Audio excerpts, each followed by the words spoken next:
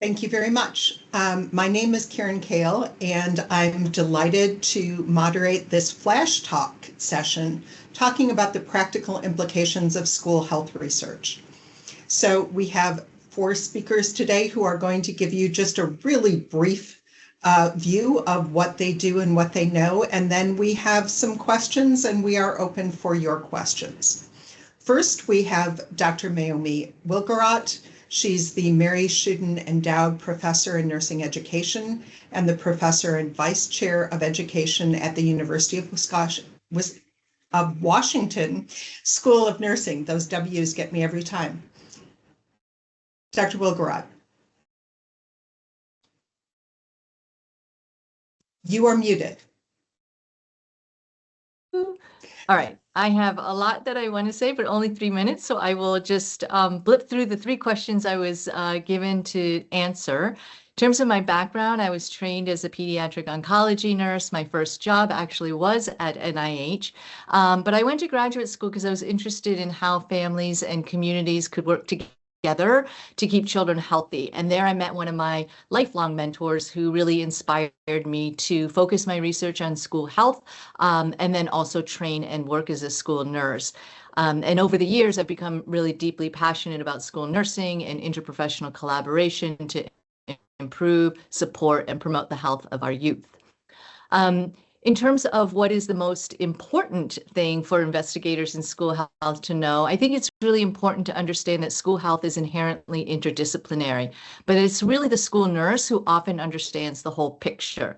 And as a researcher, it's important to understand that to do meaningful research with real and sustained impact, you need to figure out how to integrate within existing structures, build trust through relationship building, and that you need the school nurse to help co-create and be equal partners in the research, not just be a participant, but help co-create it. Too many times I have seen people come in, do an intervention study in the school, and then can't understand why it can't be sustained or scaled up.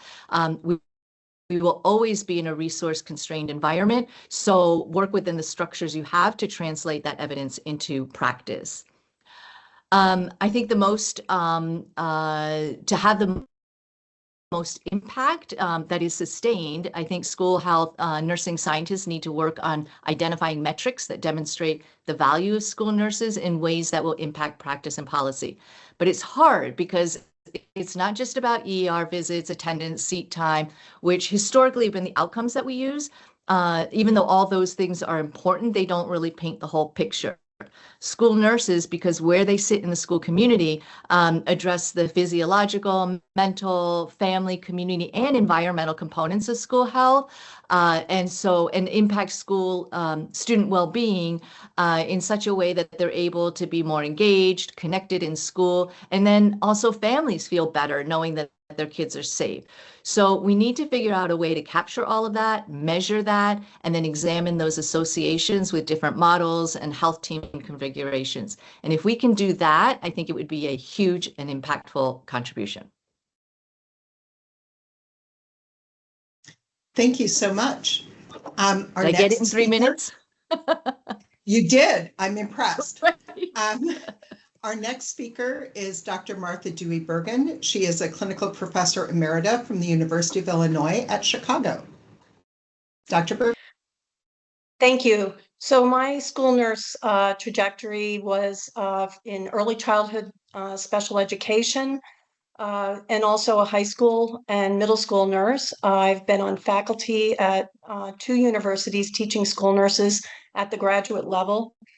I was the director of research at the National Association of School Nurses, and I was the lead faculty in the Johnson & Johnson School Health Leadership Program. I ended my experience with the editorship of the Journal of School Nursing just 1 month ago. I passed the baton to Mayumi Wilgerot very successfully. Thank you. I want to emphasize also that those academic community partnerships and relationships are prerequisites for approaching a school for access, and that the key players are important to keep in mind. Dr. Mon mentioned this morning that it's not just the school administrators that you need to connect with to get access to the school, but it can be often the front office gatekeepers, the health professionals, the psychologists, mental health counselors. It's important to connect with all of these folks and have relationships with them before you approach them for conducting research. But also the janitors, the school security, the cafeteria workers, and teachers. They need to know who these folks are coming in and that the outcomes of the research will impact students across the nation and across the country, across the globe. And also to remember that the key mission in schools is not health, it's education and instruction, and that your research must be conducted with the minimal disruption to school, that school privacy is protected by FERPA, not HIPAA, and that just because the school principal gives you permission to enter the school to conduct research, that is not typically the formal process for getting what's the equivalent of an IRB approval in a school setting. So, and then also, surprise, surprise, there are often things going on in the school that you show up on a day to conduct your intervention, and there's a pep rally. There's been a communicable disease outbreak, teacher in-service days, standardized testing, early dismissal. So anticipate that there's always going to be surprises involved. So what topic or issue do I think is going to have the most impact going forward? And I think about the winnable battles that the CDC talked about over a decade ago. And I think that we need to look for those winnable battles within the school setting. So what is the evidence for effective systems level and structural interventions that trigger and accelerate policies that promise improved child health and achievement? So how can school health professionals leverage this opportunity with this increased focus on school health? So there's several things that school nurses and other health professionals in the school can do to accelerate the adoption school research conduction in the school setting. So cultivate now relationships with your local universities, colleges of nursing, and school health researchers. Assist them in negotiating cooperative agreements between school administrators and researchers. Guide the researchers through the norms, culture, processes, and realities of schools. And large data sets are essential for advancing school health science. So school nurses and other school health professionals to continue to adopt uniform data indicators, electronic student health records, and participate in the National Association of School Nurses national data set, Every Student Counts. Thank you. Thank you so much. That's given us a lot to think about. Our next speaker is Dr. Robert Atkins. He is the Executive Vice Dean and Anna D. Wolfe Endowed Professor at the School of Nursing at Johns Hopkins University. Dr. Atkins. Thank you. Good afternoon.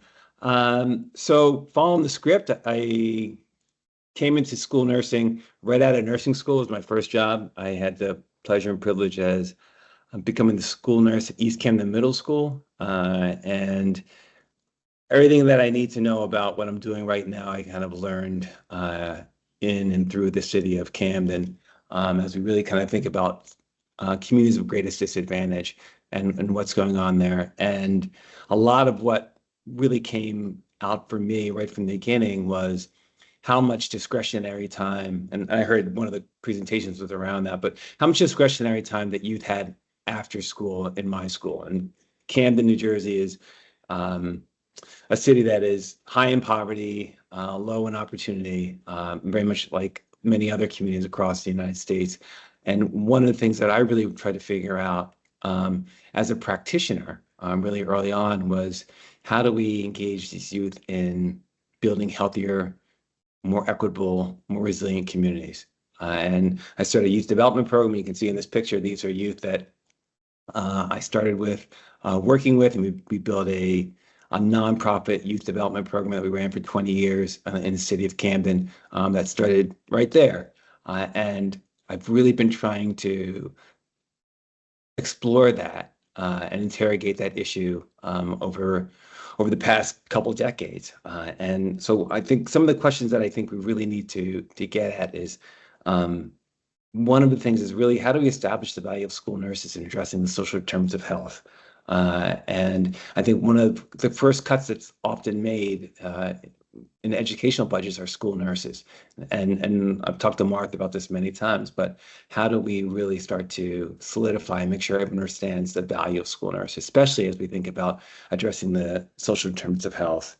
I also want to pick up one of the points that Dr. Bergen made was around how do we create these and establish and strengthen these partnerships between schools, universities, municipal governments, healthcare systems, public health, so that we're all kind of pulling in the same direction, because there is so much opportunity within communities, but it does require some good partners. And I think what we really need to be asking is not how do we do for communities, but how do we do with communities, and really acknowledging that change happens at the speed of trust, and building these trusting relationships is so important.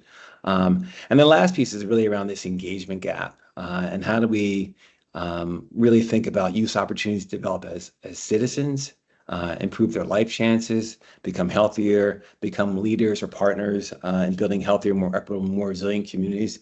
And some of that really, again, focuses around how do we start to engage youth as partners, realizing that they're a resource, not a problem to be managed, and really thinking about how do we kind of bring in some of the infrastructure that allows them to kind of grow into the kind of leaders that their communities are going to need, especially focusing on youth who are not necessarily the highest achievers, more kids that are in the middle, because that's most of the youth. And those youth, many of them are going to be the ones that are going to stay in the community, and they're going to become the next PTA leaders, youth program coaches. They're going to be the next mayors and Board of Education leaders. So it's really important to make those investments there. So yeah, thanks for the opportunity. Thank you so much. And our final speaker is Dr. Ellen McCabe, who is an assistant professor at Hunter College and Hunter Bellevue School of Nursing. Dr. McCabe.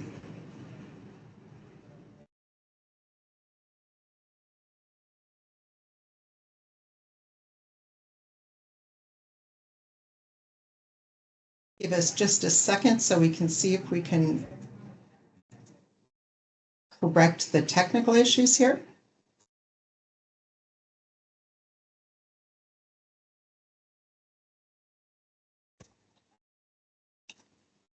While we are trying to get Dr. McCabe online, why don't we get started if the rest of the speakers would all please come back on camera. And we will start with some questions while we've got folks working on this. So my first question, and I heard this from several of you, you talked about how important the community is. So I think for a lot of people, when they're thinking about connecting and community, they think of the students and the parents and school staff. What other sectors of the community do you see as being particularly important or as key partners in this process? Please just jump on in. So I'll go ahead and start. Definitely the primary care providers in the local healthcare system are very important. Our previous speakers today, parks and recreation, even transportation, the sidewalks, community zoning, having sidewalks that children can commute safely to school, policies about school bus emissions. A lot of school districts are now converting to electric powered school buses or natural gas powered vehicles. I think that every facet of the school community is important to be aware of, which I think is why school nurses are such strong advocates, because a huge percentage of school nurses are actually community members in the school communities that they serve, and they have connections throughout local government, local healthcare providers to enact change. Yeah, and just to build off Martha's point is that yeah, there are opportunities to partner with obviously universities and other kind of science-based institutions to really think about some of those issues like air pollution. And one of the projects that we ran in New Jersey with the Robert Johnson Foundation was really thinking around how do we address food insecurity in the summer months, because as all school nurses know, the weekend is the hungriest time of the week, and the summer is the hungriest time of the year for a lot of kids. And we have summer feeding programs that are undersubscribed, and we, in our project, were able to engage youth teams to go door to door and enroll families in this undersubscribed resource, which was great for the youth because they're serving their own community, but also great for these families that are being served by that. Yeah. Thank you. I would just remind the audience that if you have questions, please do use the QR code or visit Slido and put those in.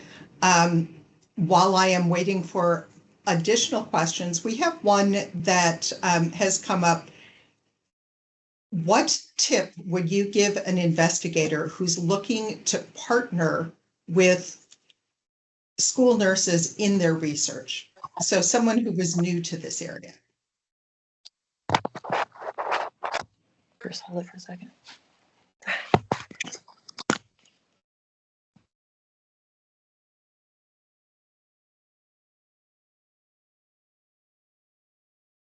Well, I jump in just to say that if I think the investigators really should go with humility and really kind of with the understanding of they are going to be a partner and what can they do with the community, as opposed to going with an idea of saying what we're going to do for the community.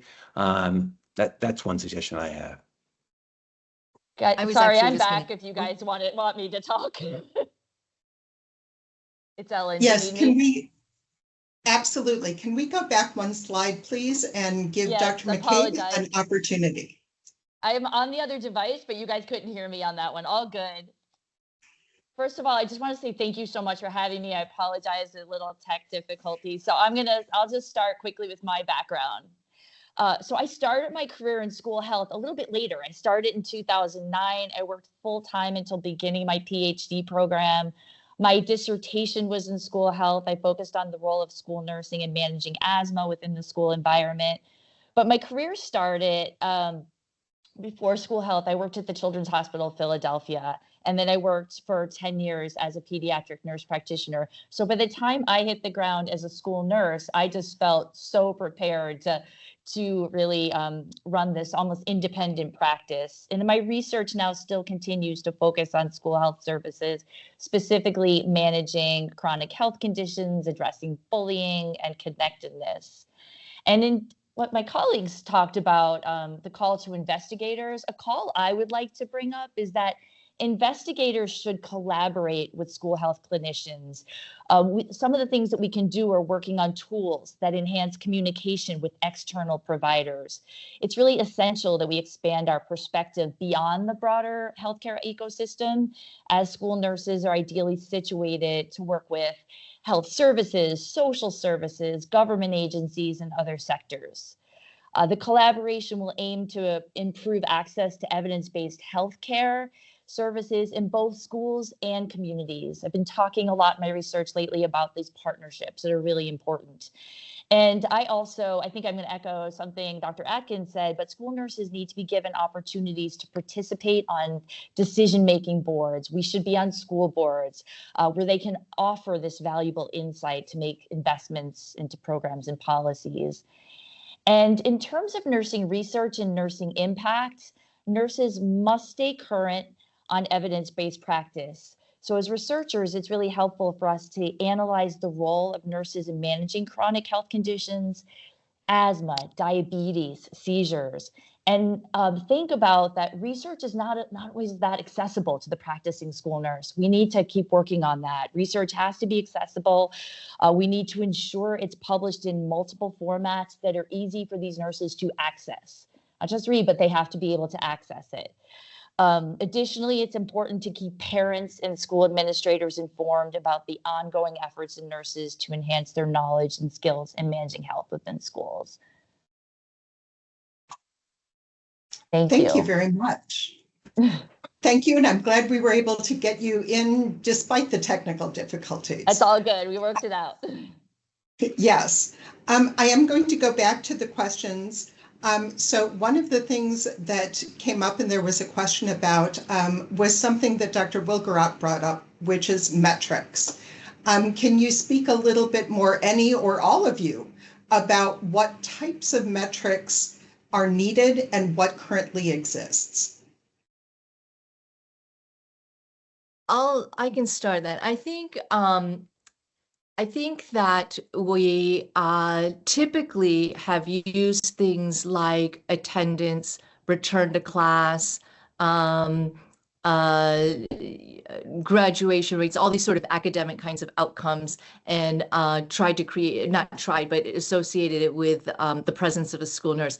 But I think what we have had trouble doing is really articulate what it is that they are doing that is really improving the health of the kids. So, for example, we conducted a lot of focus groups around with families and communities to get a better understanding of the care coordination notion with children with type 1 diabetes.